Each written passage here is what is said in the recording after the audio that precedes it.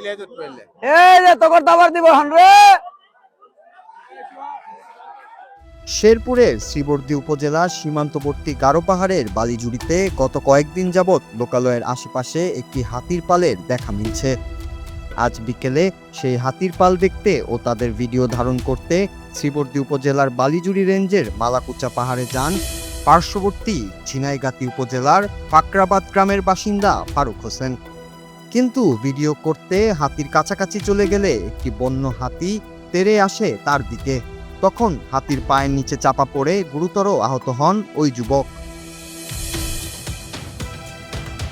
স্থানীয় ও বন বিভাগ সূত্রে জানা যায়, শ্রীবর্দী উপজেলার বালিজুড়ি রেঞ্জের মালাকুচা পাহাড়ে গত 2 সপ্তাহ ধরে অবস্থান করছে প্রায় 50টি বন্য হাতির একটি পাল। এই পালে প্রায় 8টির মতো শাবক রয়েছে। বন বিভাগের ভাষ্য, পালটির মধ্যে একাধিক শাবক থাকায় হাতিগুলো খুব রক্ষণশীল অবস্থায় রয়েছে। আজ বিকেলে ফারুক হোসেন বন্য হাতির ভিডিও করতে ওই পাহাড়ি এলাকায় যায় এবং হাতির পালের সামনে পড়েন তিনি। এ সময় একটি হাতি তাকে পায়ে পিষ্ট করে গুরুতর আহত করে। খবর পেয়ে স্থানীয়দের সহযোগিতায় বন বিভাগের লোকজন ফারুককে উদ্ধার করে দ্রুত শ্রীবর্দী উপজেলা স্বাস্থ্য কমপ্লেক্সে নিয়ে যায়। পরে চিকিৎসকরা তাকে মৃত ঘোষণা করেন। জানা যায়, নিহত ফারুক হোসেন আগে একটি চায়ের দোকান চালাতেন, কিন্তু কয়েক মাস আগে থেকেই তিনি শখের বশে ফেসবুক ও ইউটিউবে ভিডিও আপলোড করতে শুরু করেন। সম্প্রতি ওই হাতির পালটি এই অঞ্চলে আসার পর থেকেই ভিডিও করার জন্য গত কয়েকদিন ধরেই হাতির পালের পেছনে ঘুরে বেড়াচ্ছেন ফারুক।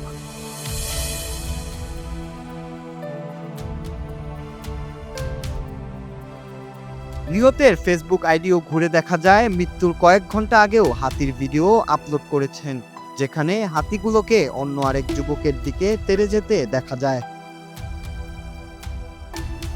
স্থানীয় বন কর্মকর্তার দাবি, এই বিষয়ে এর আগেও একাধিকবার ওই অঞ্চলে মাইকিং ও উঠান বৈঠকের মাধ্যমে জনসাধারণকে ওই পাহাড় এড়িয়ে চলতে বলা হয়েছিল, কিন্তু সেই নির্দেশনা অমান্য করে কয়েকদিন ধরেই ভিডিও করতে গিয়ে ওই হাতিগুলোকে বিরক্ত করছিলেন ফারুক সহ আরও কয়েকজন কন্টেন্ট ক্রিয়েটর। স্থানীয় সকলকে আবারও স্থান এড়িয়ে চলার কথা বললেন ওই কর্মকর্তা। প্রায় সময়ই উঠোন বৈঠক এবং মাইকের ব্যবস্থা করে সেখানে বলা হয়েছে বারবার যে এই মোবাইল কন্টেন্ট ক্রিয়েটর যারা আছে তারা যেন হাতিকে অযথা ডিস্টার্ব বা বিরক্ত না, কিন্তু এদেরকে নিয়ন্ত্রণ করতে যে আমাদের প্রায় সেই হিমশিম খেতে হচ্ছে, যার ফলে আজকে একটা দুর্ঘটনা ঘটে গেছে। এবং সকল কন্টেন্ট ক্রিয়েটরদের প্রতি অনুরোধ থাকবে যে বন বিভাগের অনুমতি ব্যতীত তারা যেন সংরক্ষিত বনভূমিতে প্রবেশ না করে। প্রাণী অধিকার কর্মীদের ভাষ্য, মূলত বাচ্চা হাতি থাকায় স্বাভাবিকভাবেই রক্ষণশীল আচরণ করে হাতির পাল। এই অবস্থায় মানুষের উচিত তাদের বিরক্ত না করে সেই অঞ্চল যথাসম্ভব এড়িয়ে চলা। মধ্যবর্তী এলাকা, পাহাড়ি এলাকা, যেখানে হাতির সচরাচর চলাফেরা করে এবং অভয়ারণ্য হিসেবে যেটা প্রকাশ হয়েছে, এখানে দেখা যায় যে হাতি আসলে যে জনগণ উৎসাহ উদ্দীপনা নিয়ে আনন্দ করতে যে এখানে যে অবস্থান করে এবং হাতির কাছাকাছি যায়, গেলে দেখা যায় যে হাতির যে আক্রমণ, সেই আক্রমণ থেকে তারা আহত হয় এবং নিহত হয়েছে। আজকেও একজন নিহত হয়ে। বিশেষ করে এখানে যারা কন্টেন্ট ক্রিয়েটার ওরা যায় সে হাতির কাছাকাছি যায়, ভিডিও করে, টিকটক করে, এবং মহিলারাও যায় এবং বাচ্চা কাচ্চা নিয়ে যায়। বন কর্মকর্তা এবং সাংবাদিকরা, আইন শৃঙ্খলা বাহিনী নিয়োজিতরা সবসময় তাদেরকে নিষেধ করে এবং নির্দিষ্ট জায়গা আছে যেখানে যাওয়া নিষেধ, সেখানেও যায় তারা এইসব কার্যকলাপ করে, যার কারণে আজকে এই যে একজন লোকের মৃত্যুবরণ হলো, এর আগেও কয়েকবার মৃত্যুবরণ হয়েছে। এসব থেকে আমি মনে করব লোকজন নির্দিষ্ট দূরে থেকে অবস্থান করে এটা অবলোকন করুক।